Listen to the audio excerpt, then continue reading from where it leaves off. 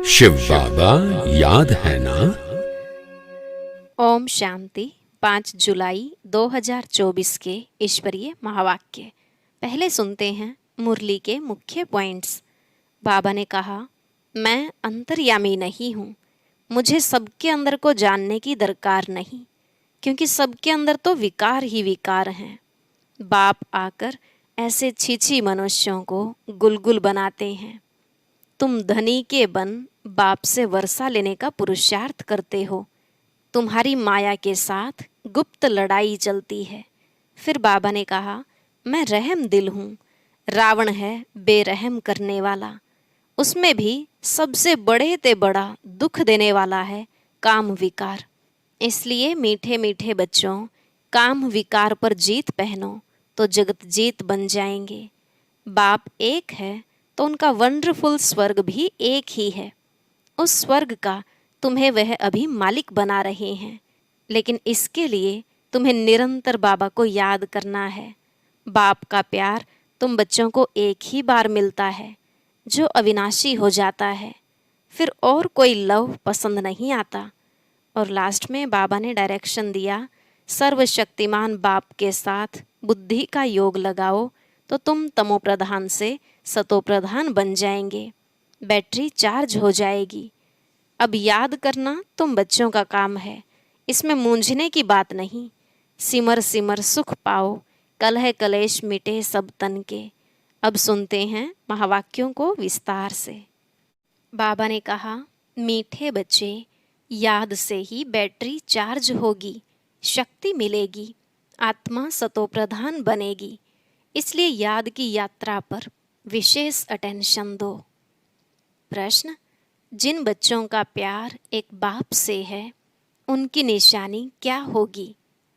उत्तर, पहली निशानी, यदि एक बाप से प्यार है तो बाप की नज़र उन्हें निहाल कर देगी। दूसरी, वे पूरा नष्टो मोहा होंगे। तीसरी, जिन्हें बेहद के बाप का प्यार पसंद आ गया, वह और किसी के प्यार में फंस नहीं सकते। चौथी, उनकी बुद्धि झूठ खंड के झूठे मनुष्यों से टूट जाती है। बाबा तुम्हें अभी ऐसा प्यार देते हैं जो अविनाशी बन जाता है। सतयुग में भी तुम आपस में बहुत प्यार से रहते हो। ओम शांति। बेहद के बाप का प्यार अभी एक ही बार तुम बच्चों को मिलता है, जिस प्यार को भक्ति में भी बहुत याद करते हैं। बाबा, बस आपका ही प्यार चाहिए। तुम मात पिता, तुम ही सब कुछ हो। एक से ही आधा कल्प के लिए प्यार मिल जाता है। तुम्हारे इस रूहानी प्यार की महिमा अपरम अपार है। बाप ही तुम बच्चों को शांति धाम का मालिक बनाते हैं। अभी तुम दुख धाम में हो।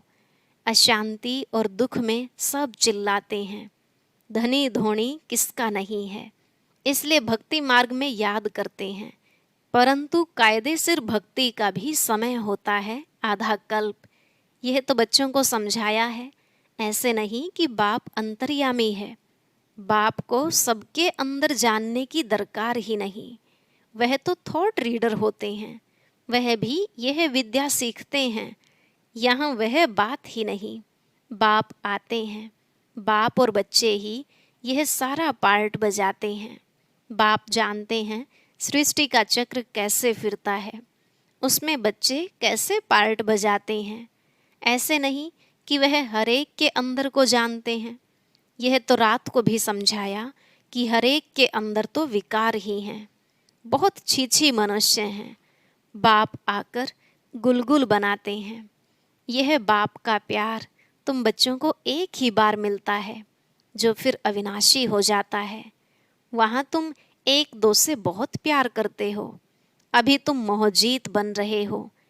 सतयुगी राज्य को मोहजीत राजा रानी तथा प्रजा का राज्य कहा जाता है। वहाँ कभी कोई रोते नहीं, दुख का नाम नहीं।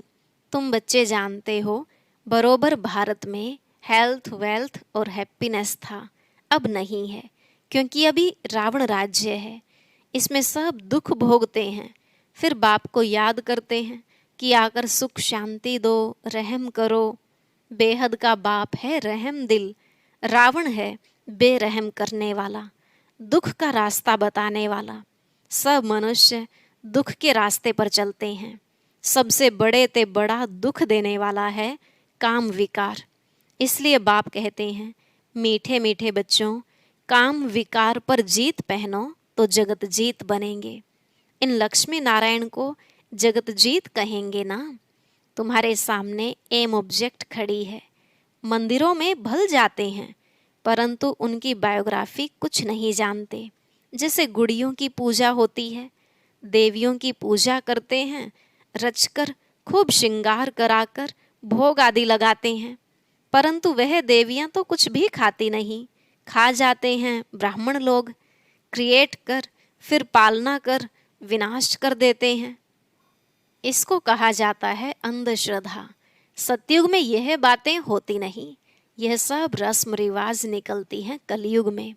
तुम पहले पहले एक शिव बाबा की पूजा करते हो, जिसको अव्यभिचारी राइटियस पूजा कहा जाता है। फिर होती है व्यभिचारी पूजा। बाबा अक्षर कहने से ही परिवार की खुशबू आती है। तुम भी कहते हो ना, तुम मात पिता, तुम्हारे इस ज्ञान देने की कृपा से हमको सुख घनेरे मिलते हैं। बुद्धि में याद है कि हम पहले पहले मूल वतन में थे, वहाँ से यहाँ आते हैं शरीर लेकर पार्ट बजाने। पहले पहले हम दैवी चोला लेते हैं, अर्थात देवता कहलाते हैं। फिर क्षत्रिय वैश्य शूद्र वर्ण में आते भिन्न भिन्न पार्ट बजाते हैं। यह बातें तुम पहले नहीं जानते थे। अब बाबा ने आकर आदि मध्य अंत का नॉलेज तुम बच्चों को दिया है। अपनी भी नॉलेज दी है कि मैं इस तन में प्रवेश करता हूँ। यह अपने 84 जन्मों को नहीं जानते थे, तुम भी नहीं जानते थे। श्याम सुंदर का राज तो समझाया है। यह श्री कृष्ण है नई दुनिया का पहला प्रिंस, और राधे सेकंड नंबर में। थोड़े वर्ष का फर्क पड़ता है। सृष्टि के आदि में इनको पहले नंबर में कहा जाता है, इसलिए ही श्री कृष्ण को सब प्यार करते हैं। इनको ही श्याम और सुंदर कहा जाता है। स्वर्ग में तो सब सुंदर ही थे, अभी स्वर्ग कहाँ है? चक्र फिरता रहता है। ऐसे नहीं कि समुद्र के नीचे चले जाते हैं, जैसे कहते हैं लंका द्वारिका नीचे चली गई। नहीं, यह चक्र फिरता है। इस चक्र को जानने से तुम चक्रवर्ती महाराजा महारानी विश्व के मालिक बनते हो। प्रजा भी तो अपने को मालिक समझती है ना। कहेंगे हमारा राज्य है, भारतवासी कहेंगे हमारा राज्य है। भारत नाम है, हिंदुस्तान नाम रोंग है। वास्तव में आदि सनातन देवी देवता धर्म ही है, परंतु धर्म भ्रष्ट कर्म भ्रष्ट होने के कारण अपने को देवता नहीं कह सकते। यह भी ड्रामा की नोंद है। नहीं तो बाप कैसे आकर फिर देवी देवता धर्म की स्थापना करे? आगे तुमको भी इन सब बातों का मालूम नहीं था, अब बाप ने समझाया है। ऐसा मीठा बाबा, उनको फिर तुम भूल जाते हो। सबसे मीठा बाबा है ना। बाकी रावण राज्य में तुमको सब दुख ही देते हैं ना, इसलिए बेहद के बाप को याद करते हैं। उनकी याद में प्रेम के आंसू बहाते हैं। हे साजन, कब आकर सजनियों से मिलेंगे? क्योंकि तुम सब हो भक्तियाँ, भक्तियों का पति हुआ भगवान। भगवान आकर भक्ति का फल देते हैं, रास्ता बताते हैं और समझाते हैं। यह 5000 वर्ष का खेल है। रचयिता और रचना के आदि मध्य अंत को कोई भी मनुष्य नहीं जानते हैं। रूहानी बाप और रूहानी बच्चे ही जानते हैं, कोई मनुष्य नहीं जानते, देवताएं भी नहीं जानते। यह स्पिरिचुअल फादर ही जानते हैं। वह अपने बच्चों को बैठ समझाते हैं, और कोई भी देहधारी के पास यह रचयिता और रचना के आदि मध्य अंत की नॉलेज हो न सके। यह नॉलेज होती ही है रूहानी बाप के पास। उनको ही ज्ञान ज्ञानेश्वर कहा जाता है। ज्ञान ज्ञानेश्वर तुमको ज्ञान देते हैं राज राजेश्वर बनाने के लिए, इसलिए इसको राजयोग कहा जाता है। बाकी वह सभी हैं हठ योग। हठयोगियों के भी चित्र बहुत हैं। सन्यासी जब आते हैं वह आकर बाद में हठयोग सिखलाते हैं। जब बहुत वृद्धि हो जाती है तब हठयोग आदि सिखलाते हैं। बाप ने समझाया है, मैं आता ही हूँ संगम पर, आकर राजधानी स्थापन करता हूँ। स्थापना यहाँ करते हैं, न कि सतयुग में। सतयुग आदि में तो राजाई है, तो जरूर संगम पर स्थापना होती है। यहाँ कलयुग में है सब पुजारी, सतयुग में है पूज्य। तो बाप पूज्य बनाने के लिए आते हैं।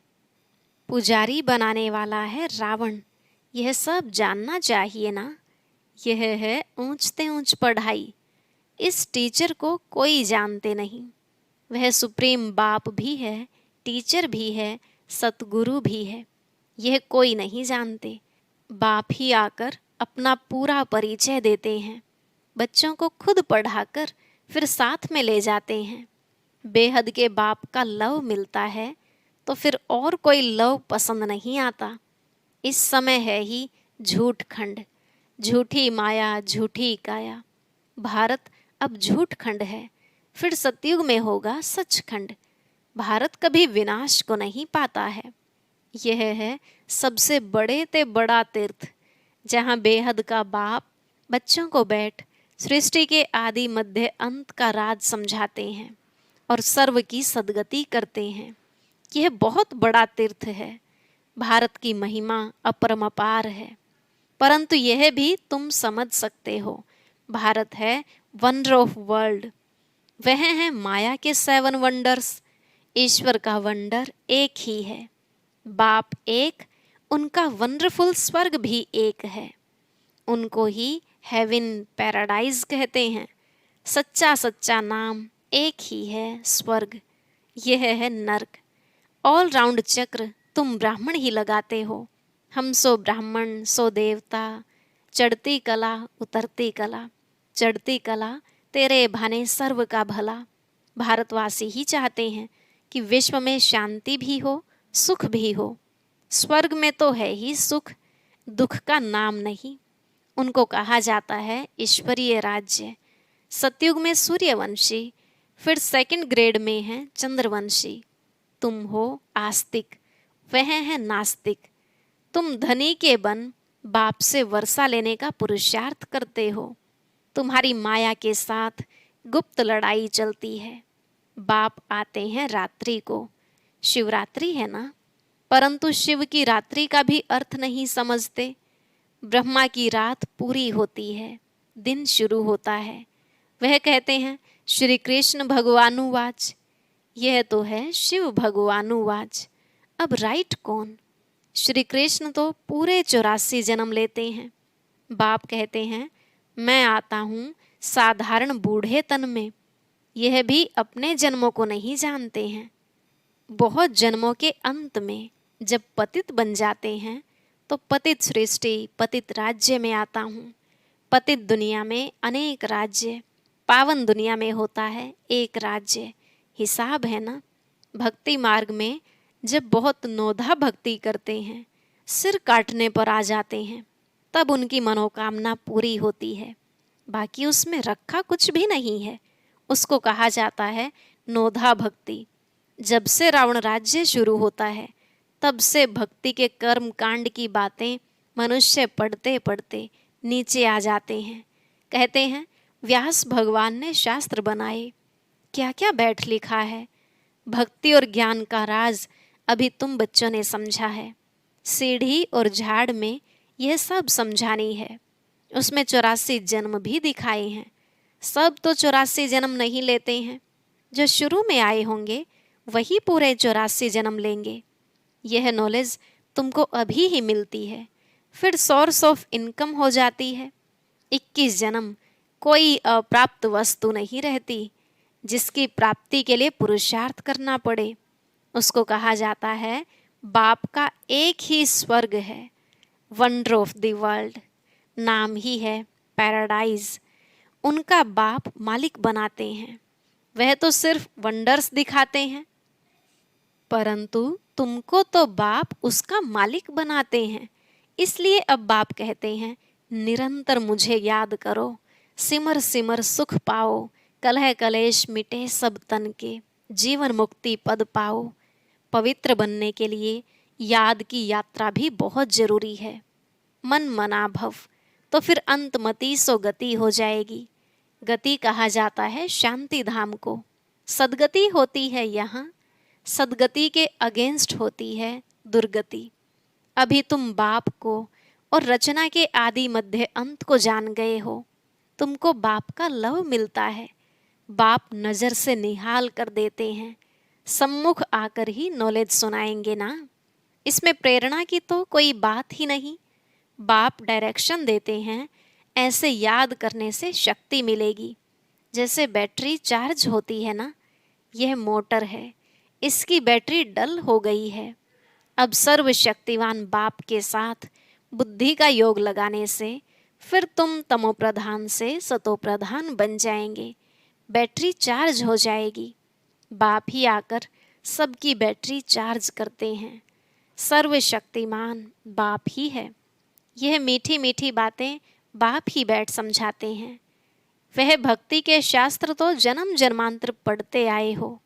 अब बाप सब धर्म वालों के लिए एक ही बात सुनाते हैं। कहते हैं, अपने को आत्मा समझ बाप को याद करो तो तुम्हारे पाप कट जाएंगे।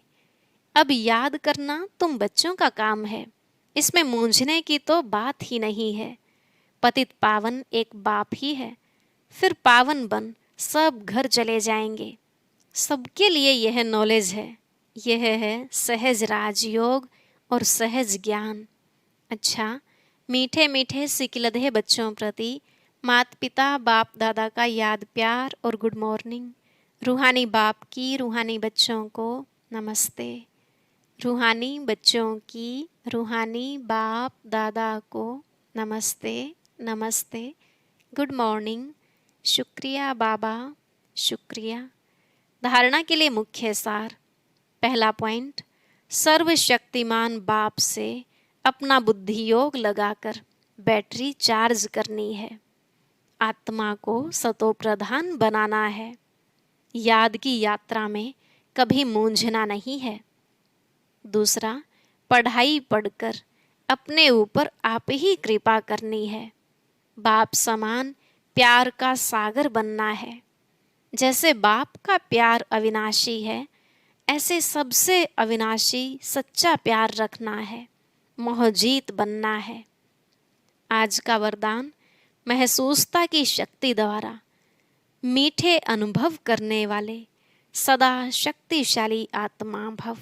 महसूसता की शक्ति द्वारा मीठे अनुभव करने वाले सदा शक्तिशाली आत्मा भव।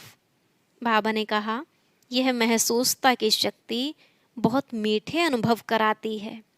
कभी अपने को बाप के नूरे रत्न आत्मा अर्थात नैनों में समाई हुई श्रेष्ठ बिंदु महसूस करो।